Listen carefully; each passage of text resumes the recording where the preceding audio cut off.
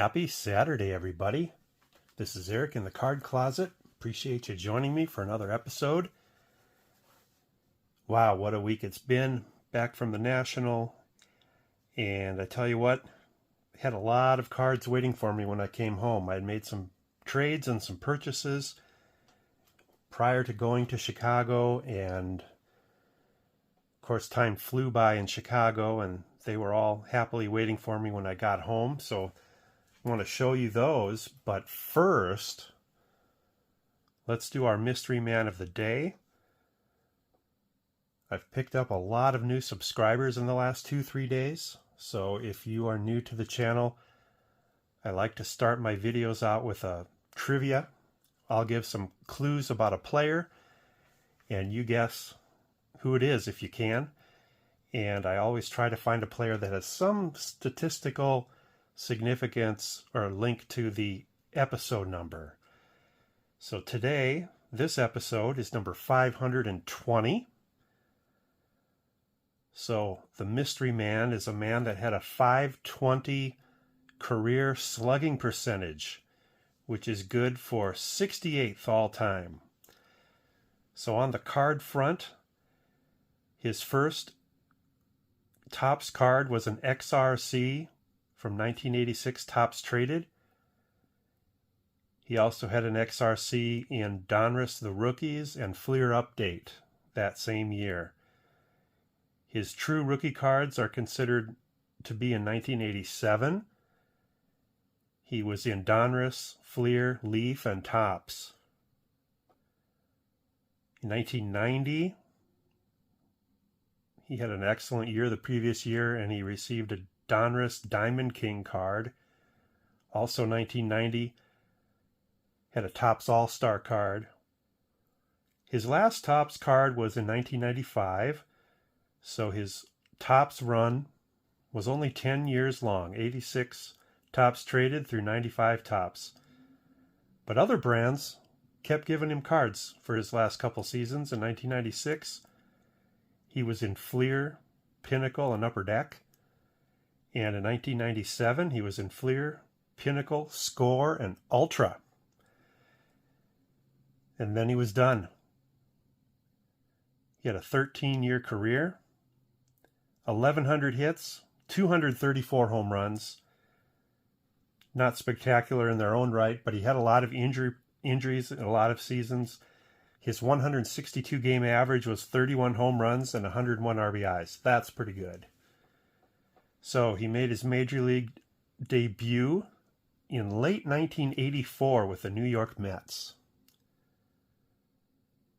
1985, he played the entire season in Tidewater in the Mets AAA farm system. 1986 is when he really got his full-time start for the Mets. He ended up being third in the Rookie of the Year voting in 1986. Mostly played left field, but was kind of a utility guy. He ended up playing 6 different positions that year. In the 1986 World Series, he was a part of that last inning rally, the Bill Buckner game. He was the one that he had a single earlier in the inning, and he ended up scoring the tying run just before Ray Knight scored the winning run. In the offseason after that World Series, he was traded to the San Diego Padres for Kevin McReynolds. But he only played half the 87 season with the Padres, and then he was traded to the San Francisco Giants. And it was with the Giants that he would have his most success and be most famous. He started out as a third baseman, and then partway through his career, he switched to left field. Played in the 1989 World Series again with the Giants. In fact, he led them there. He was the National League MVP in 1989, leading the league with 47 home runs and 125 RBIs. He was traded to Seattle for the 1992 season, and then he was traded again to Cincinnati for the 1993 and 1994 seasons.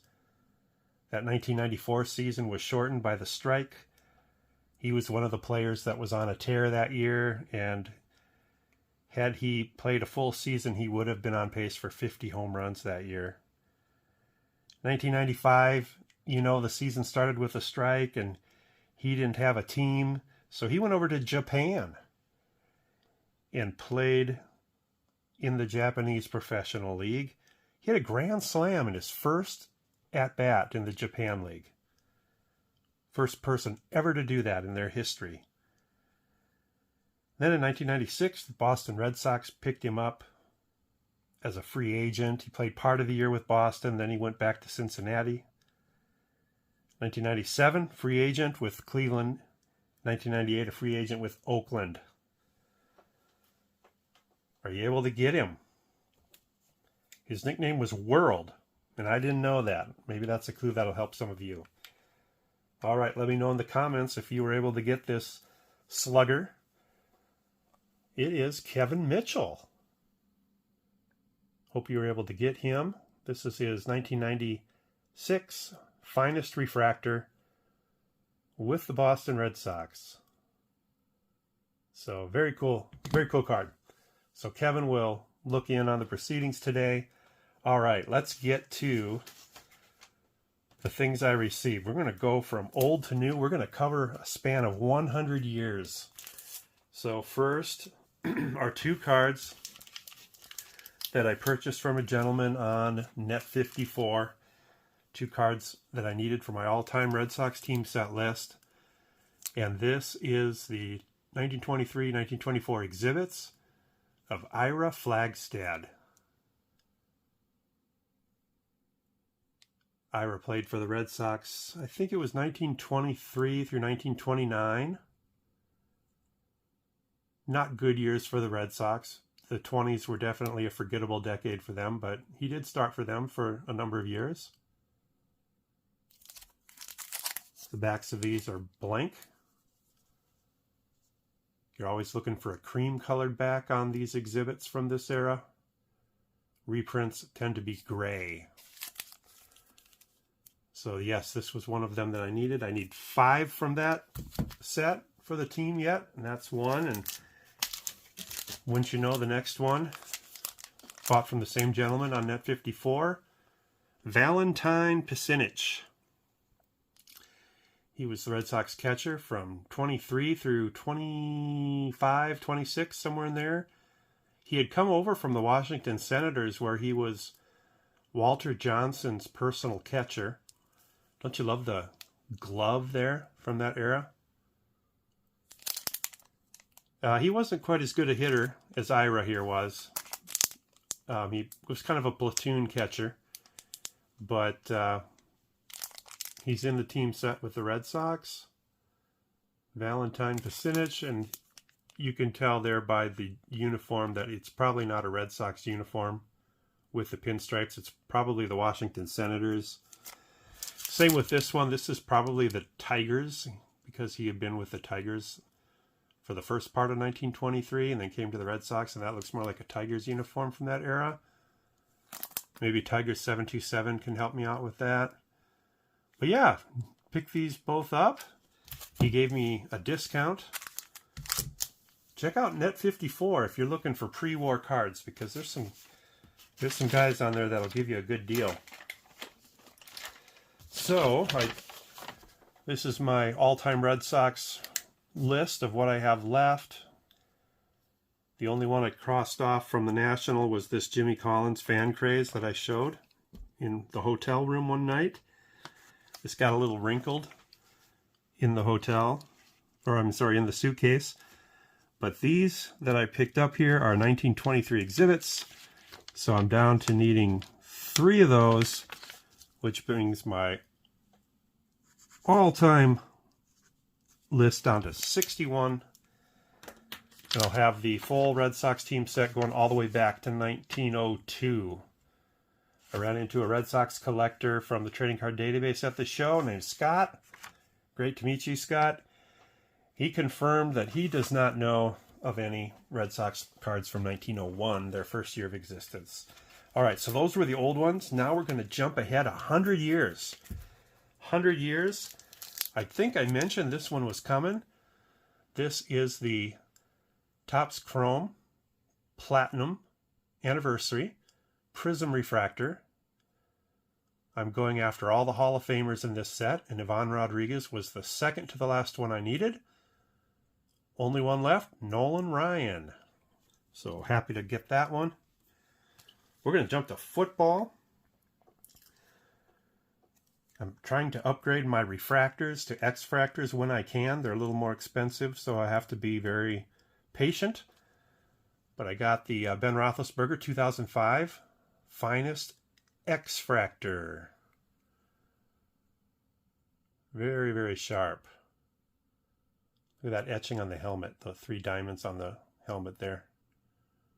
Very cool. They used to put a lot of effort into making their cards pretty. And then this one is a 2006 Topps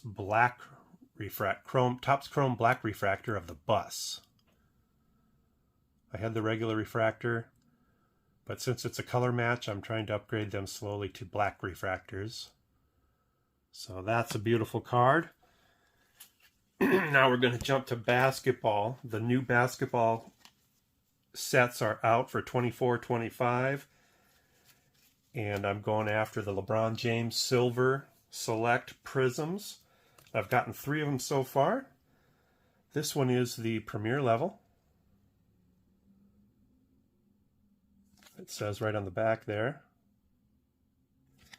So that's one. This one is the Concourse level. It says up there at the top. And then this one is a little bit short printed, and this one is mezzanine level.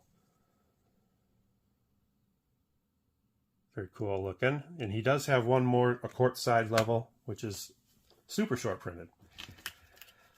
Also, Mosaic is out for 24-25, so as I like to do, I like to get somebody from the Lakers in each year, and Mosaics don't disappoint with their brilliance and shininess. Isn't that pretty? They do start to look the same year after year, but at least they look pretty. So got the LeBron this year. But Panini Revolution. They're getting a little bit silly with this Revolution. I like to get one of each parallel from a selected player, and I'm picking Austin Reeves this year. Been doing LeBron and Anthony Davis and Michael Westbrook in recent years, so kind of going for a fresh face this year. Austin Reeves, this is the Astro. This is the Groove.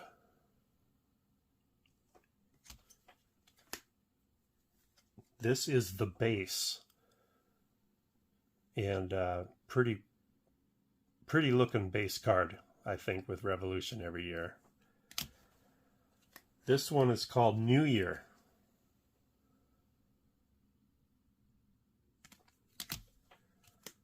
And this one is called Fractal, one of my favorites.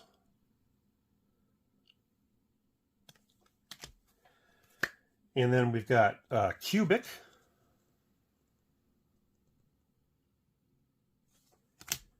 And then this is where the silliness starts. This is a new one now called Storm.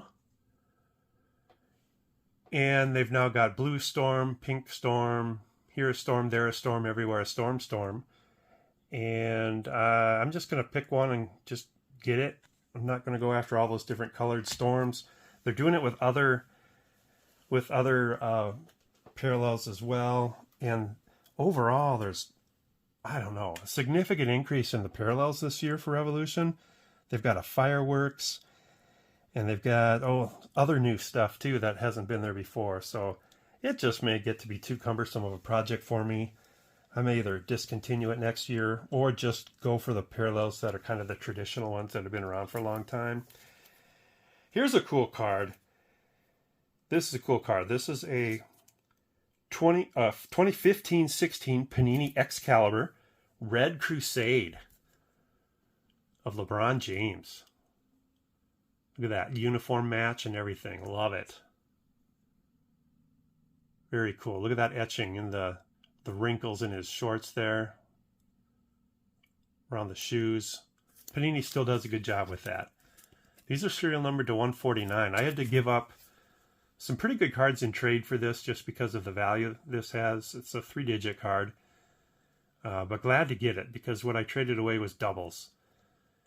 Some good doubles, but nevertheless they were doubles. So I had tried to work out a deal with this guy probably I think 2 previous times in the last year, and we just never could come to terms. The comps on this one dropped significantly with the last couple sales, which made it easier for me to say yes to what he was offering because the value was down on this. So love that. And I tell you what, that's what I've got for you. But hey, I want to thank all of you for watching. I want to thank all of you new subscribers. I passed the 1,000 subscriber mark. Yay. And so my next video, look out for it. I'm going to be having a 1,000 subscriber contest with a really good prize. There's a story behind that card. He's been all around the country the last week. But going to announce what the contest is and how you can enter in my next episode. I'll warn you, it's going to be different. It's going to be a little crazy, little weird. Going to make you get creative, but you're going to like it. So stay tuned for that next one. Appreciate you all so much. Hope you have a great weekend. Talk to you later. Bye now.